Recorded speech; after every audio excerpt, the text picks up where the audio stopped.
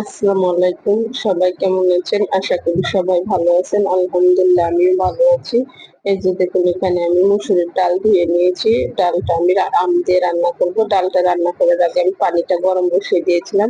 পানিটা গরম করে ডালটা দিলে ডালটা আসলে তাড়াতাড়ি ফুটে যায়। আমি এখানে পানিটা আগে গরম করে নিই। আপনারাও কিন্তু যারা এই কাজটা করেন না তারা কিন্তু করতে পারবেন।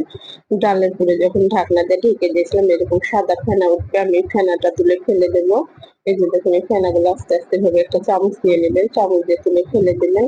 দিয়ে এখানে আমি লবণ দিয়ে দিলাম, আমার কাছে মনে হয় লবণ দিলে ডালটা তাড়াতাড়ি ফুটে যায়।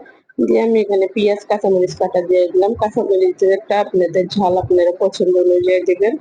দিয়ে আমি এটা আবার ঢাকনা দিয়ে ঢেকে দেবো। আসলে ঢাকনা দিয়ে ঢেকে দিলে ডালটা কিন্তু তাড়াতাড়ি ফুটে যাবে। ডালটা যখন অনেকটাই ফুটে আসবে সে পর্যায়ে আমি এখানে অল্প একটু আদা রসুন বাটা আর একটু হলুদের গুঁড়া দেবো। আদা রসুন বাটাটা খুব একটা বেশি দিবেন না, কিন্তু তাহলে কিন্তু ডালের একটা আদা রসুনের গন্ধ উঠবে।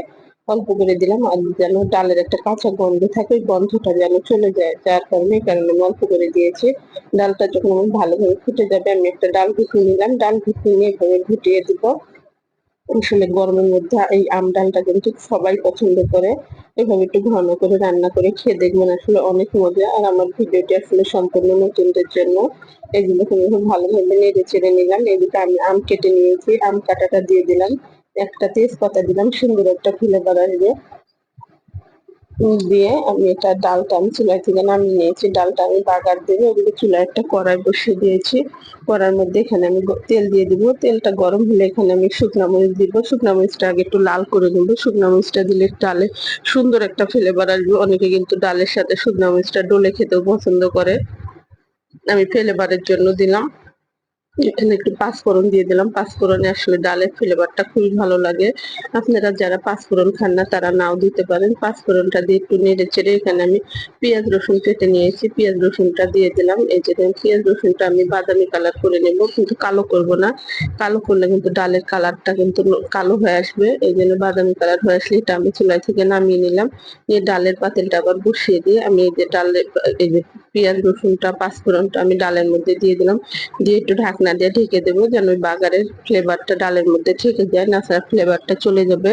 একটু পরে আমি ঢাকনাটা খুলে এই যে দেখুন এটা কিন্তু ভালোভাবে দুই তিনটা আমি বলক তুলে নেব, খুব একটা বেশি বলকাবো না।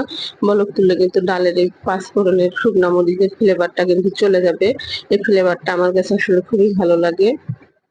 এই যে দেখুন কত সুন্দর বলক আসতেছে, বলক আসার জন্য আমি অপেক্ষা করতেছি। এভাবে বলক আসলে এই যে কয়েকটা বলক তুলে এটা আমি চুলাই থেকে নামিয়ে নিয়েছি। দেখুন ডালটা দেখতে যতটা লোভনীয়, খেতেও কিন্তু অনেকটা মজা।